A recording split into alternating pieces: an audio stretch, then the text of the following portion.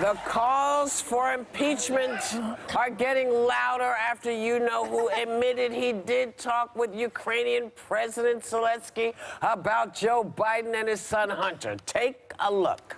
We had a great conversation. The conversation I had was largely congratulatory, was largely corruption, all of the corruption taking place, was largely the fact that we don't want our people, like Vice President Biden and his son, creating to the corruption already in the Ukraine. In Ukraine, Ukraine's got a lot of problems. The new president is saying that he's going to be able to rid the country of corruption, and I said that would be a great thing. What? Babble, babble, babble. You know, you need boots sometimes when he's talking, because it's just, I don't know what he just said, but thank goodness. He doesn't either. Yeah. No, thank goodness Jon Karl is here.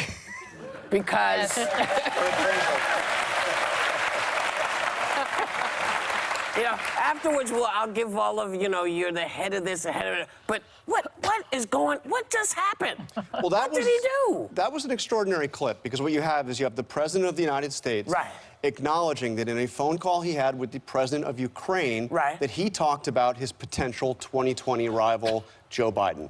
So that in and of itself, that's what he himself appears to have said rather directly in that conversation.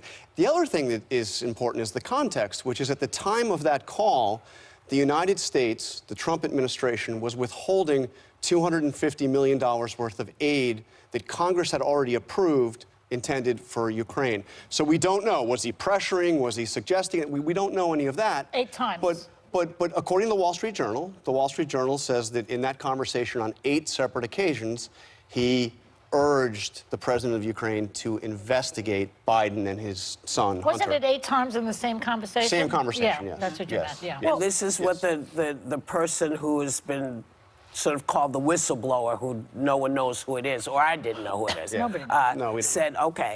said, I have to tell somebody about this. This is insanity. And so he went and said, hey, he's doing some strange stuff over here. And they said, that's okay, don't worry about it.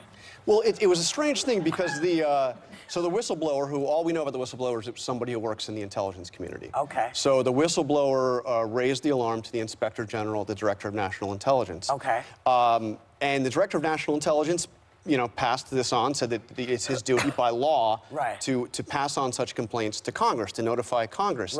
But the acting Director of National Intelligence said, well, not necessarily here, because it doesn't do with the intelligence community. The complaint was about somebody else. In other words, it was about the president.